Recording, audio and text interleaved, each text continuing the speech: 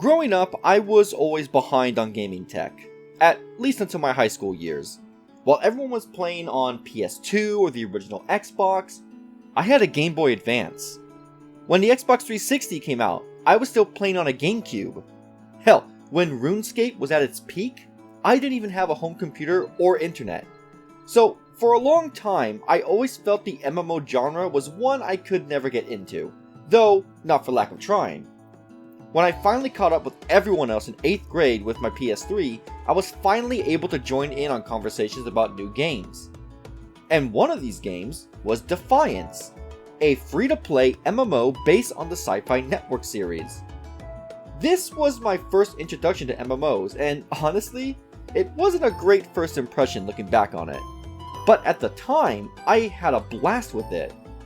Eventually, I would not touch another MMO or MMO type game until the PS4 era.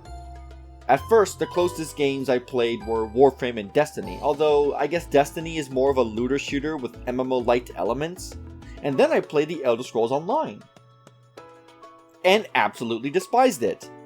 Hell, I even tried Black Desert before Final Fantasy XIV. Those were truly dark days. But out of all of these, not including Warframe or Destiny, there wasn't a single MMORPG that kept me engaged. They all had something missing, something I couldn't quite put my finger on. It was 2019 when I decided to pick up Final Fantasy XIV. After all, a lot of friends in the Discord I was in kept raving about it, and it was on sale that week. So I decided, fuck it, let's see if this is the one for me. And oh, how it was. It wasn't until I hit the credits for A Realm Reborn that I realized what was missing from all the other MMOs I played over the years. They all had no soul. Whether it was ESO, Defiance, or Black Desert, none of them were able to make me care about the characters or get invested into the world like FF14 did. And now, 4 years later, Final Fantasy XIV has become my favorite game of all time. But funnily enough, FF14 wasn't always the powerhouse it is today. In fact, it was an unmitigated disaster at its launch. So before we get into my thoughts on the game and its individual expansions, let's go back and take a look at just what happened before A Realm Reborn, shall we?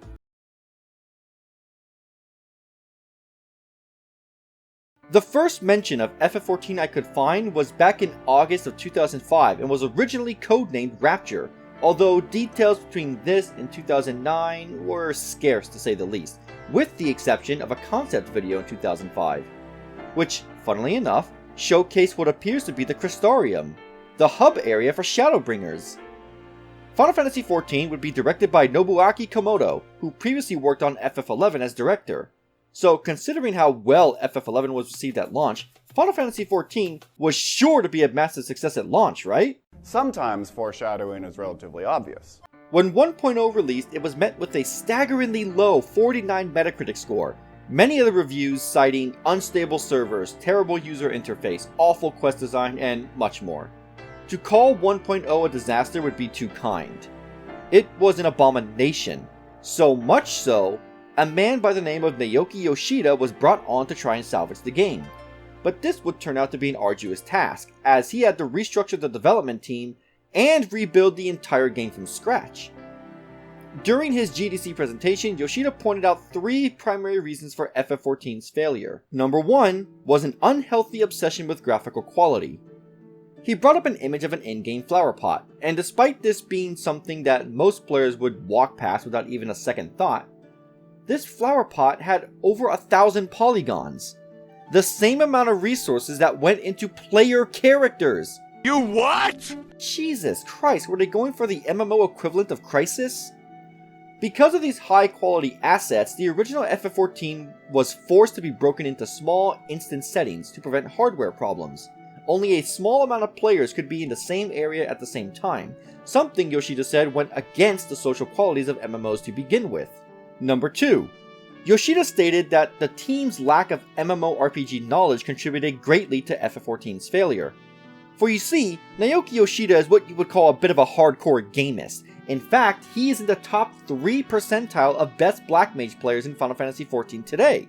However, in Japan, MMOs weren't very popular, and PC gaming was practically non-existent, and the only way these types of games would succeed would be if they were on console as FF11 was. Due to this, the only MMO experience most of the team had was with FF11, and were unaware of how much the genre evolved since that game's time. And number 3 was Square Enix themselves. At the time, Square Enix developed a dangerous mindset that any problem could be fixed in the future with a patch. A mindset they seem to still have in some sense. Looking at you, Avengers. How does it feel to have lived long enough to see all of your favorite franchises go down in flames? Feels great.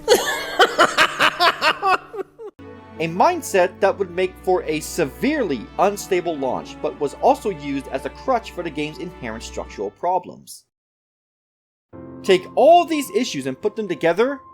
Well, there was virtually zero chance this project was going to launch successfully. Yoshida stated at the time, "The original FF14 being a failure had such a big impact, a negative impact. It shocked the community and shocked everyone in general. There was a sense of danger that if FF14 didn't regain itself, Square Enix and the Final Fantasy brand is at risk." On November 27, 2010, Yoshida, who at the time had been working on the Dragon Quest series as director, received an email requesting he take over as director and producer for Final Fantasy XIV in order to relaunch the game. A move that was done by Square Enix to hopefully fix all the damage and mistrust that had been caused by FF14. The problem, however, was not only did Yoshida and his team have to rebuild the game from scratch, but they had little over 2 years to do so. Approximately half the development cycle allotted to a game of this scope, according to Yoshida. So yeah, not exactly ideal conditions. So what was Yoshida's first order of business? He started by interviewing the original development team one by one. Yoshida stated at the time, "I couldn't get a straight answer of what kind of game they had wanted to make, and so we needed to start from there. We wanted to establish what kind of gameplay experience we wanted to provide to our fans. I made sure to weed out the people that didn't believe in FF14, and people who thought there was no saving FF14. There's no point in having people, even if they're so skilled, if they don't believe in the title."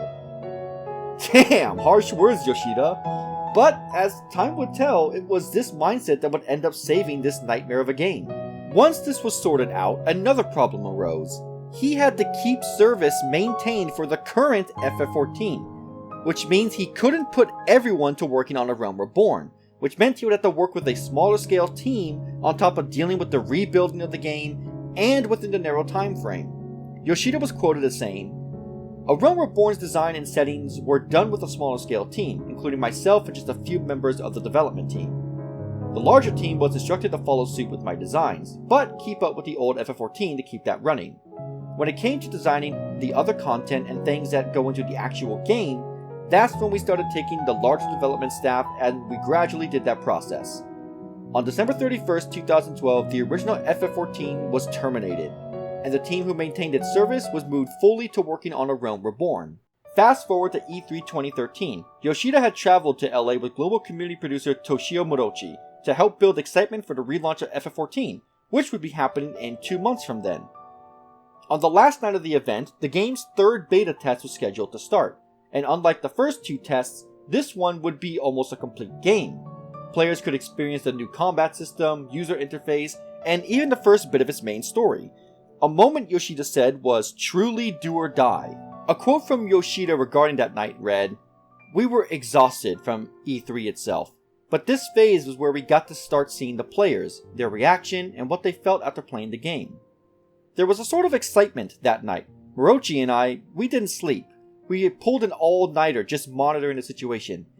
It was this FF14 World Strategy War Room in this tiny hotel room. To say the stakes were high would be an understatement, and as the beta first opened, servers buckled from the sudden load for a few hours. Yoshida, along with Morochi and the rest of the team back in Japan, scrambled to fix the crashes and quell frustrated players. But as time went on, the server stabilized, and the community went silent. It became very quiet," Yoshida says. "It made me wonder if the servers went down because I wasn't hearing anything. No one was contacting me, so we were like, what's going on?"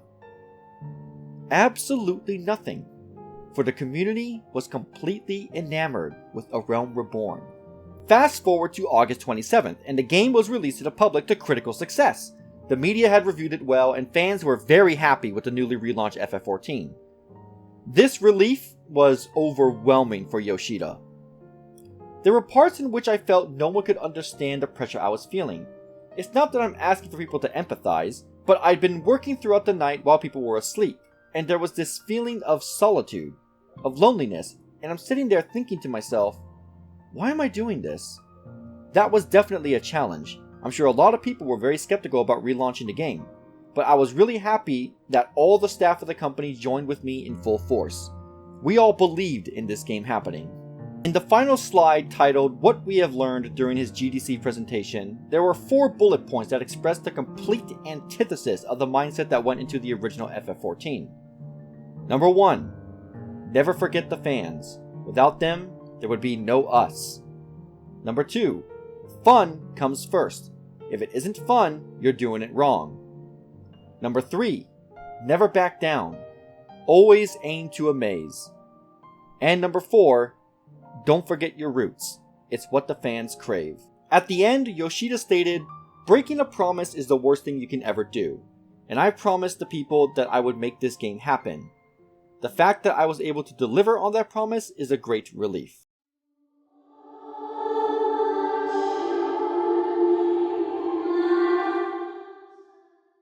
Now, I would be remiss if I didn't bring up the events that occurred in 1.0 leading up to the shutdown before A Realm Reborn, as it's an interesting story. Most companies that have relaunched or attempted to relaunch a game had various methods of doing so. There's No Man's Sky, which kept building onto its foundation with every free update.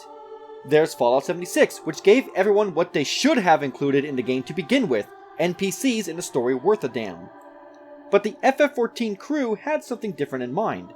As they were essentially reshaping the world, they thought it would be cool to reflect that in-game. In 1.0, there were 2 moons that orbited Hydaelyn, one of which was called Dalamud, and normally the moon would shine its normal white. However, during the 7th Umbra storyline, the color changed to red, and with every major patch it would grow bigger, something that would cause changes in the game world. Ocean currents were affected, monsters would grow and become more aggressive. As players continued along the main scenario, an overwhelming feeling of dread couldn't be ignored. The reason for this change in Dalamud was due to a character by the name of Nael van Darnus of the Garlean Empire, who, through a mix of Magitech technology and forbidden arts, wanted to use Dalamud as a meteor to purge Eorzea. After the Eorzean Lions meet her on a floating platform and defeat her accordingly, a starting realization would come to pass. Even though Nael was defeated, Dalamud continued to descend.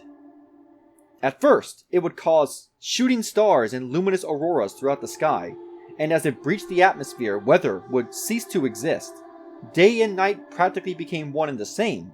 As the end came closer and closer, the world became more and more dire. A cult by the name of the Lands of Dalamud sprang up, believing that the scent of fresh blood would bring Dalamud down upon the land to purify it.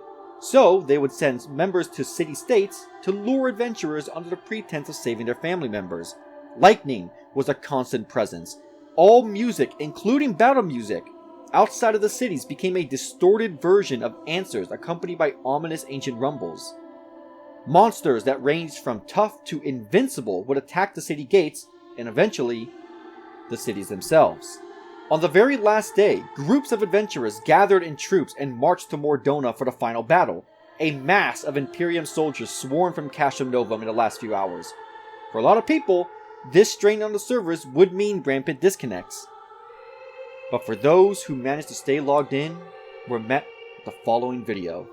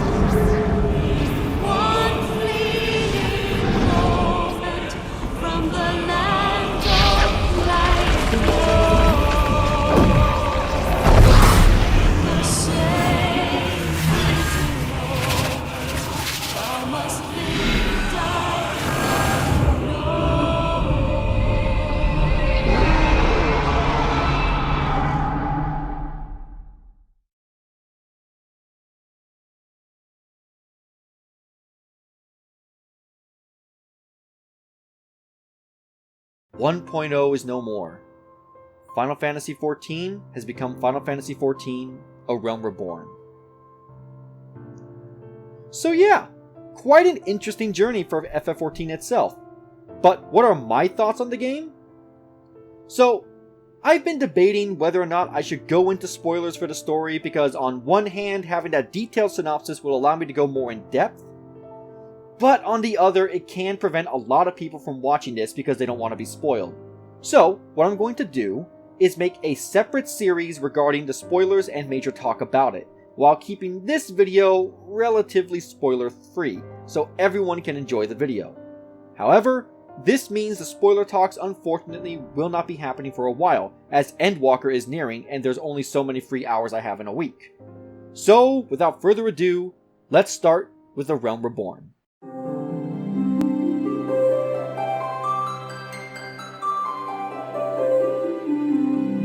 There's a reason people, myself included, consider FF14 to be one of the best Final Fantasy stories ever made, and a lot of that has to do with the groundwork that was put into A Realm Reborn. Let's get one thing out of the way first. A lot of people consider A Realm Reborn to be very slow. Yes, it is a very slow burn, but a burn that is required, as the amount of world building and story setup needed for the payoff and upcoming expansions is so vast. Honestly, I'm impressed they kept A Realm Reborn as short as it was. But for a lot of people, this is where you're going to feel the grind the worst, as teleports are more costly due to the little amount of gil you have at the start. Before level 30, jobs can feel monotonous or boring, and a huge chunk of the story is basically just exposition. Honestly, I can completely understand why people bounce off before level 30, but there is a certain point in A Realm Reborn story where everything clicks. The writing, the character work, and the gameplay, it all comes together and it's like a light going off in your head. Most of A Realm Reborn is designed to get you acclimated to the world, its mechanics, and its characters. Dungeons at the start are very simplistic, to the point most people for a while will just ignore the boss mechanics, but they serve a purpose, because mechanics in the first dungeon are still present in current expansion dungeons. By the time you get to Shadowbringers, there are going to be so many mechanics and systems that you will remember because the game leaves nothing behind. That is why it starts off slow, as it's important to slowly introduce every new system one by one instead of all at once, which I appreciate. It helps me not feel overwhelmed even if it is a bit boring at the start. The same goes for your job. Your job class doesn't actually begin until level 30 when you get your job stone. What is a job stone, you ask?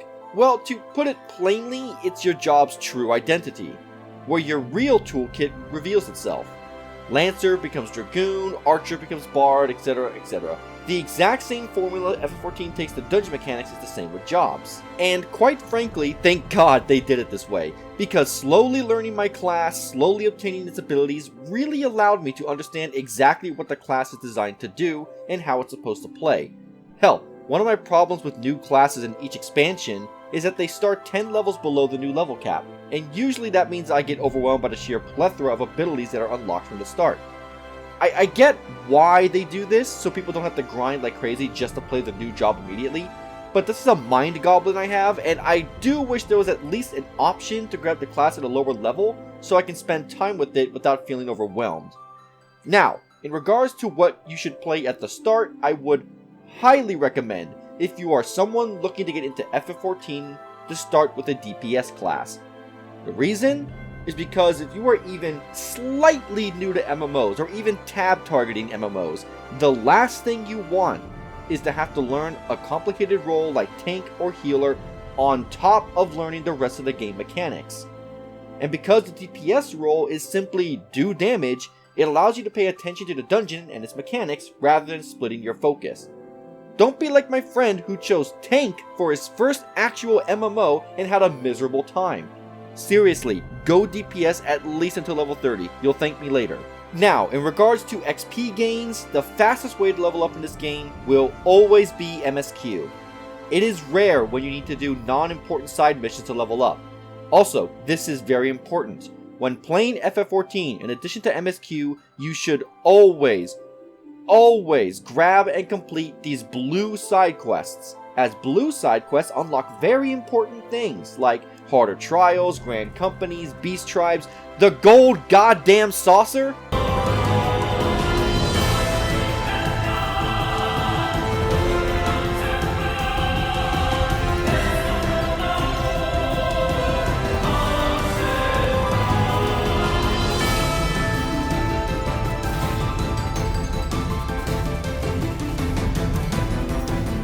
Basically, if you want to see everything this game has to offer, these are a must grab. Also, we cannot forget that FF14 is an MMO, which means there is inherently a social aspect to this game. So don't be afraid to talk to people or ask for advice or tips in dungeons, as the community is very friendly and understanding of new players.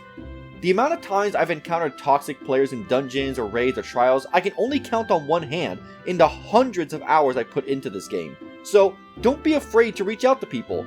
Who knows, you might make some new friends along the way. I mean, hell, I still use a message macro when I'm tanking a dungeon I haven't tanked before. So don't worry if you aren't a god at first. We were all there at one point. Now, I am sure you're wondering how the job system works. Well, I honestly have to say, it's probably my favorite job system in an MMO. While other MMOs lock you to the class you play and force you to create a new character if you want to try another job, FF14 gives you the ability to play every single class on one character. This includes combat classes and crafting and gathering classes, allowing the player to change it up if they're starting to get bored with their current class. Now, while I haven't played every class in A Realm Reborn, after all, I only have so much time I can put into FF14, I have played more than one and will give my thoughts on the ones I have played. So let's start with my favorite class and the only one I currently have at max rank, Dragoon. Now, I know the memes are fun to make. Oh, Dragoon main, LOL, RIP. Dragoon trying not to back jump off the arena challenge, impossible. But man, do I love this class and how it works. Being able to close the gap, deal my damage, and then being able to get away all within one combo rotation will never cease to satisfy me. There's just something about the rotation that just activates the endorphins in my brain. I don't know how else to put it. The other Realm Reborn class I played extensively is Ninja, and man, while I like Dragoon, Ninja has some sick stuff in his toolkit. I'm currently level 57 with the class, and it's already making me question if I should stay a Dragoon main. It also helps the aesthetic of the class is just Ninja Gaiden, which I absolutely love. These are the two A Realm Reborn classes I played as of writing this video, but no matter what class you choose to play here, there is a job for everyone, so don't be afraid to try them all out. Overall, while A Realm Reborn is arguably the weakest point in FF14, I have to say I enjoyed it. The world building is fantastic, the story, while slow, is very well told, and the gameplay ended up being one of my favorite parts once I hit credits. When going into FF14, you have to remember this is a game that has been around since 2013, so there's a lot to catch up on. So I think it helps to consider the entirety of A Realm Reborn as a tutorial, designed to get you acclimated to the massive amount of content you are going to be experiencing. Now, the good news is, the infamously awful post-MSQ of A Realm Reborn has been shortened since its release, so it doesn't kill players' enjoyment, because at the start, this was the worst part of FF14. Literally 100 quests that were essentially, go here, take item, go there, give item. It was an actual slog. But luckily in patch 5.3, they cut out around 10 to 30 hours of the unnecessary fetch quests, so players can experience the story and get the Heavensward at a decent pace. So kudos to the team for that. And speaking of Heavensward,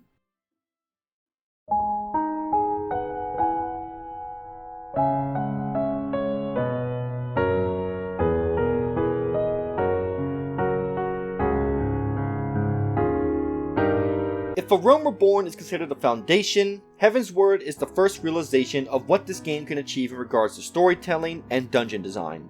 Now, as I said prior, I like The Realm Reborn, but since it is a slow burn, people can and will potentially find it boring or monotonous. However, Heavensward is a worthy expansion worth all the build-up. From the environments to the dungeon to the absolute banger of a story, dealing with subject matter other games wish they did half as good.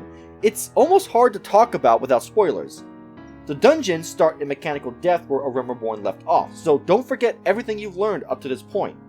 We also got 3 new classes with the expansion: the new Astrologian Healer class, the Machinist DPS class, and the Dark Knight Tank class. I have only really played the Dark Knight in terms of the classes of this expansion, but the story for that class was so good. The writer of the job quest, Natsuko Ishikawa, wrote alongside Banri Oda for Shadowbringers and is co-writing for Endwalker. Seriously, regardless of where the class is now in terms of playability, no one can deny how fantastically written that job quest is. And look, I'ma be real with you guys, it's really hard for media to make me cry. End of Logan, not a single tear. Sad, sure, but tears, not even close. But there is a moment in this expansion that has brought me real close. It brought me to a state I didn't feel since a certain scene in Persona 4. If you played the game, you know the one I'm talking about. And this is an MMO story. Heavensward also introduced new characters that quickly became some of my favorites. Lady Iceheart, the Dragon Hresvelger, Best Boy Estinian.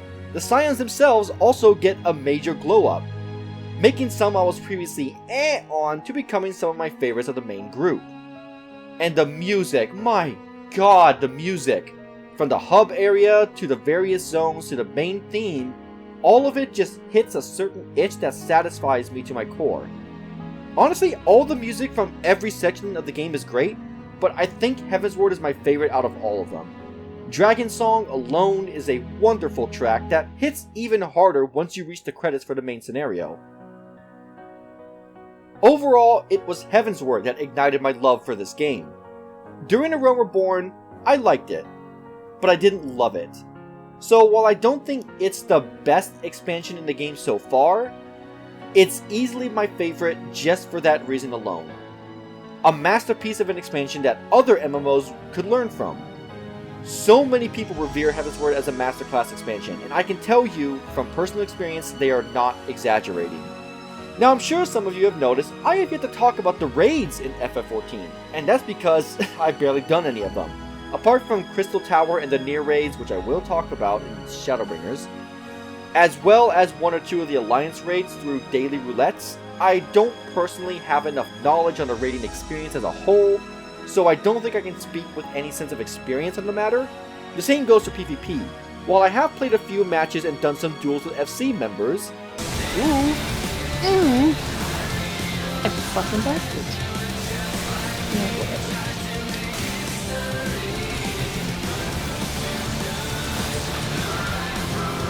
Nick, did you? That's actually infuriating. I feel the best thing is for me to talk about the parts I do play frequently and that I am aware of.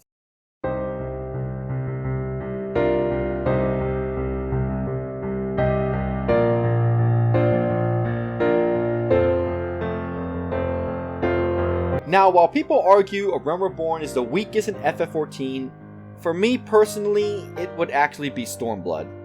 I'm sorry, but I have to be honest. Apart from the dungeons and the final moments of the story, I really did not enjoy Stormblood that much. Maybe it was the fact it had to follow Heavensward or the smaller scale conflict in comparison, but I would be lying if I didn't say Stormblood really tested my willpower to not skip dialogue. I didn't skip dialogue because I'm not one of those people who thinks it's smart to do so in a narrative-focused MMO. But dear God, there were moments in Stormblood where I was really contemplating it. At the very least, the visual design of the expansion is fantastic, with plenty of interesting locations. The dungeons and trials as well were a lot of fun to go through, and were what got me through the MSQ. I'll go more into depth with this with the Stormblood spoiler video, but for now, that's honestly the best I can say. The new jobs were fun. Samurai is a great and ideal class for weebs wanting to do their best Roronoa Zoro impression, and I actually really liked Kugane as a hub. It's just specifically the story and writing let me down so hard apart from like 1 or 2 characters. Now post MSQ Stormblood quests are a different story. Those were definitely a major step up from the main scenario, and I just wish Stormblood improved sooner. The music as well was a strong section of the expansion, as it always is, and the boss fight at the end was one of my hypest moments if I'm being honest. In all honesty, I can see why people like this expansion, it just didn't resonate with me personally.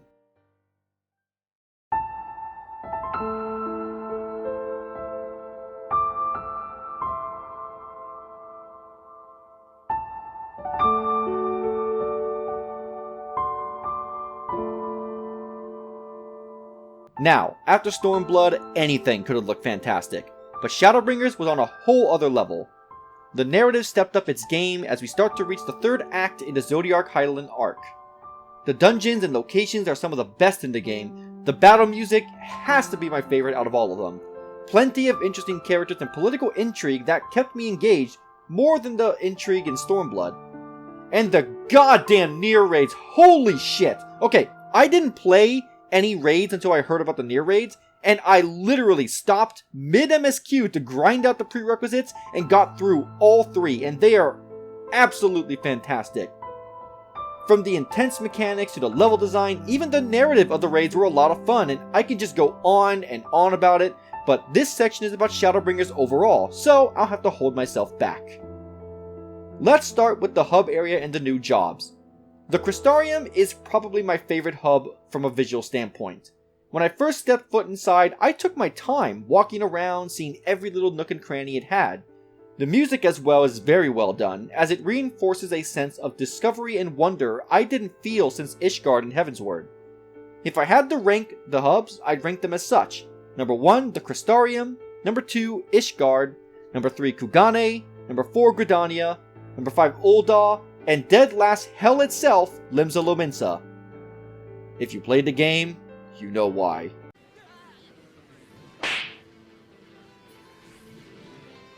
Moving on, in addition to the 2 new jobs, we also got 2 new races, male Hrothgar and female Viera.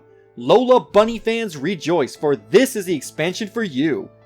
I haven't personally fantasied into either because for the Hrothgar, I really dislike how they look. And for the Viera, while I like their design, the fact they aren't able to wear some helmets really holds back my desire to change my character's race. As for the jobs, they're interesting and fun. And I'm not a big fan of either. Gunbreaker has to be the most fun tank I've played. Granted, I've only played Dark Knight, but hey, you know. But the sheer amount of skills Gunbreaker has is completely overwhelming, and I personally couldn't handle it. And Dancer is weird. I don't want to say I hate the class. I guess my feelings are apathy. Like when I picked up the class, I played it for about 3 or 4 dungeons, and it just didn't gel with me. Which is a shame, because I like the aesthetic of the class itself. Although I can say the same for Red Mage. The dungeons and trials for Shadowbringers are by far my favorite in the game, bar none. From the mechanical complexity to the overall design of the bosses and enemies, I was so excited to go through them, I didn't even mind waiting in a queue for 20 plus minutes as a DPS to experience them.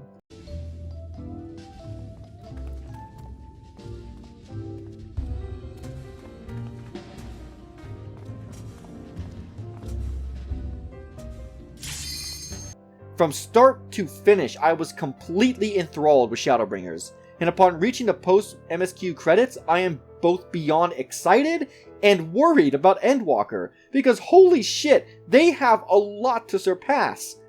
But I think they can do it. There's not really much I can say about the narrative without getting into spoilers, but what I can say is, it's the best Final Fantasy expansion story, and probably one of the best Final Fantasy stories in general.